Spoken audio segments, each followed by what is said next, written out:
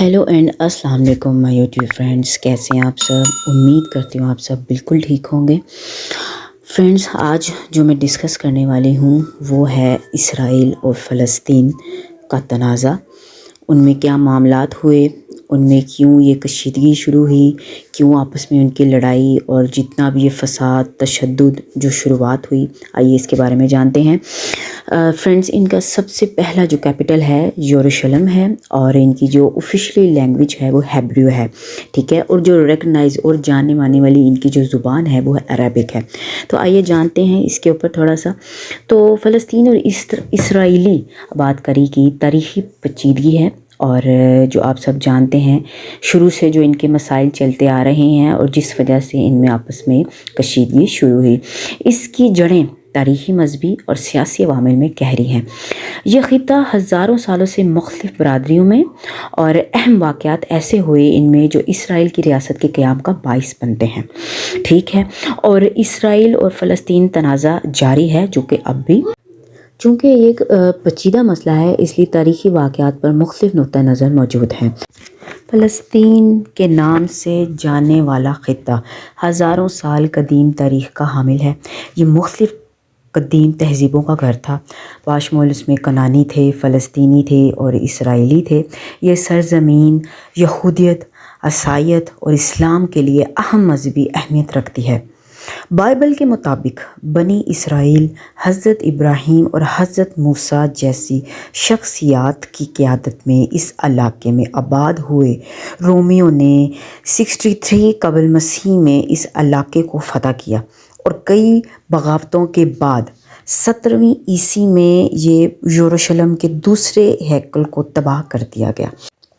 यहूदी आबादी को जलावतनी और मुंतशिर होने का सामना करना पड़ा। सल्तनत उस्मानिया ने 16वीं सदी से पहली जंग अज़ीम तक इस इलाके को कंट्रोल किया। इस दौरान इलाके की आबादी मतनूह थी, जिनमें मुसलमान, अरब, ईसाई और यहूदी शामिल थे। पहली जंग अज़ीम के बाद लीग ऑफ नेशंस ने बरतानिया को फ़लस्तीन पर मैंडेट दिया। दोस्तों, इस अरसे में यहूदियों की नकल मकानी में इजाफ़ा हुआ और यहूदियों और अरब बरादरियों के दरमियान तनाव बढ़ गया।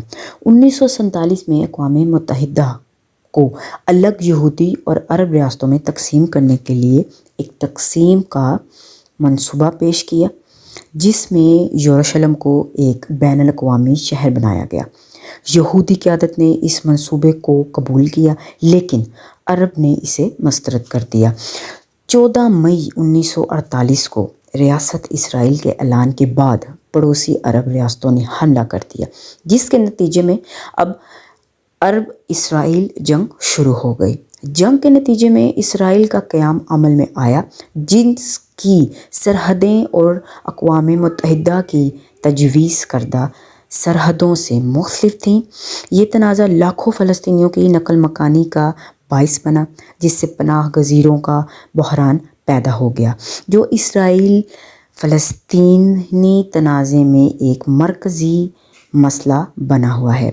इसराइल ने अरब रियासतों के ख़िलाफ़ जंग लड़ी और 6 रोज़ जंग के दौरान मगरबी किनारे, मशरक़ी यरूशलेम, गज़ा की पट्टी, जज़ीरा गोलान की पहाड़ियों का कंट्रोल हासिल कर लिया।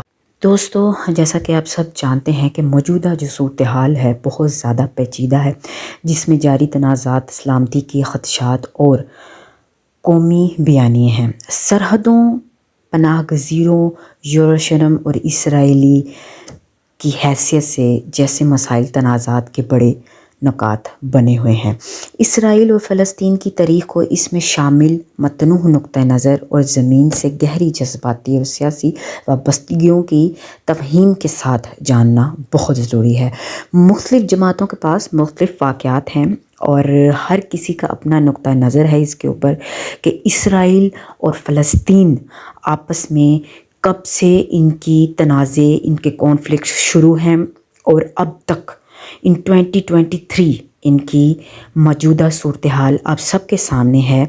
और अब तक इनकी जंगें जो हुई 6 जंगें ये कर चुके हैं और रिसेंटली इनकी जो जंग हुई वो 2023 में आप सबके सामने मौजूद है। किस तरह इन्होंने छोटे मासूम बड़े बुज़ुर्गों को बिल्कुल भी नहीं देखा कि वो इंसान है। सबसे पहले वो इंसान है, ना उनका कोई मज़हब, ना उनका कोई दीन, नहीं, सबसे पहले हम सब इंसान हैं। हम सब का एक जैसा राइट है, हम सब का एक जैसे हकूक़ हैं, जो हम सब इंसान होने के नाते बिल्कुल इस चीज़ का हक़ रखते हैं कि हमें वो हासिल हो। लेकिन इसराइल जो कौम है, इसराइली जो लोग हैं, जिस कदर मज़ालिम डाल रहे हैं उन बच्चों पे, उन लोगों पे, बुज़ुर्गों पे, नौनिहाल बच्चे हैं, माएँ हैं जो उम्मीद से हैं, उनको भी नहीं बख्शते।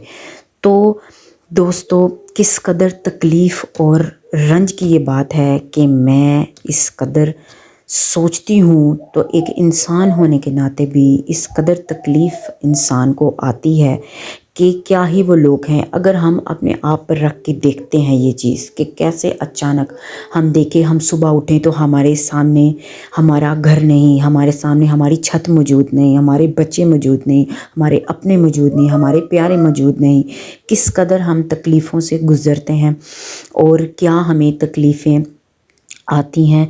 तो ये सारी चीज़ें दोस्तों बहुत ही ज़्यादा तकलीफ़ देह हैं और जिनका बिल्कुल भी हम ज़िक्र करें तो उतना ही कम है।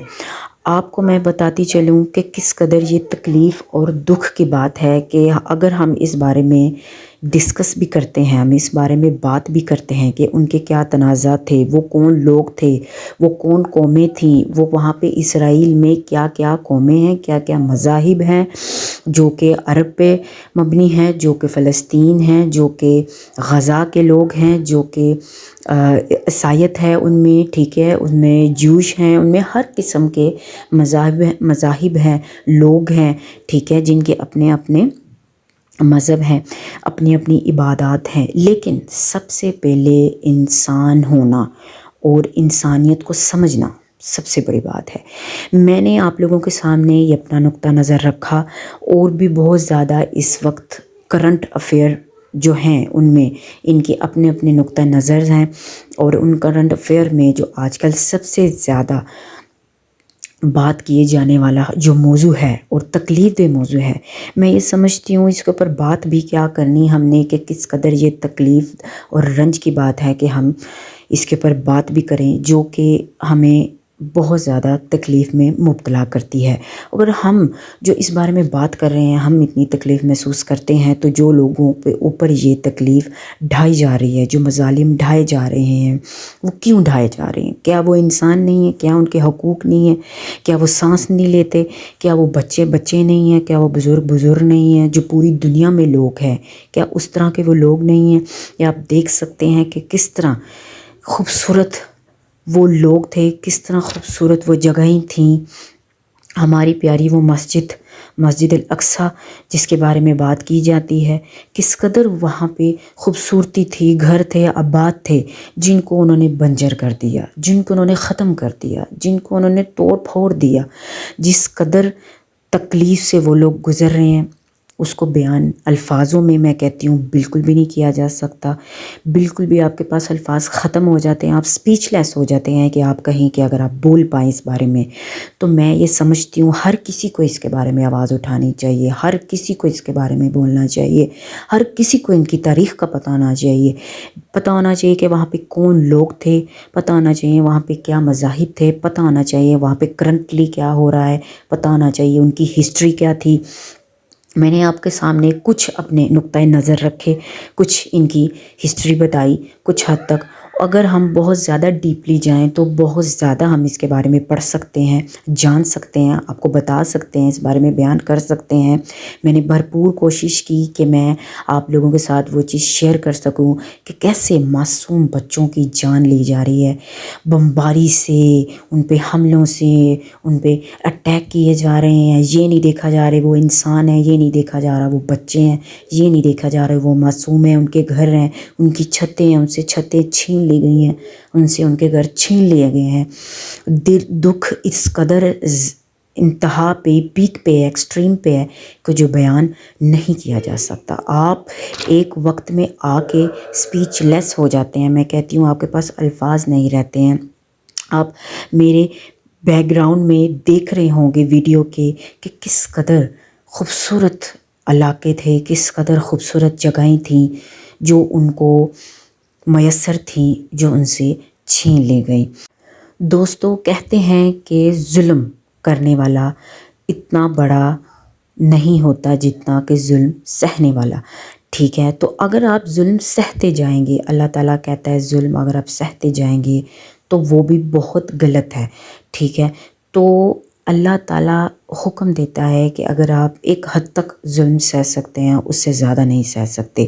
میں یہ سمجھتی ہوں کہ ان کے ظلم جو ابھی بھی جاری ہیں لوگوں پہ، ابھی بھی لوگوں پہ تباہی ہو رہی ہے، ان کو ختم کیا جا رہا ہے. ٹھیک ہے، معصوم جانوں کو بالکل ختم کیا جا رہا ہے، ان کی جگہوں کو ختم کیا جا رہا ہے، ان کی چھتوں کو، ان کے گھروں کو، لوگوں کو، سب کو ختم کیا جا رہا ہے اس قدر تکلیف سے. تو میں یہ سمجھتی ہوں کہ اللہ تعالیٰ ان سب کی حفاظت کرے. میں ان کے لیے دعا گو ہوں، اپنی ہر نماز میں ان کے لیے دعا گو ہوں. اللہ تعالیٰ ان کے لیے آسانیاں پیدا کرے. میں آپ لوگوں سے اجازت چاہوں گی. انشاءاللہ ملتے ہیں ایک نئی ویڈیو کے ساتھ. اللہ تعالیٰ آپ سب کا حامی و ناصر ہو. اپنا بہت سارا خیال رکھیے، اپنی دعاؤں میں یاد رکھیے. اللہ حافظ.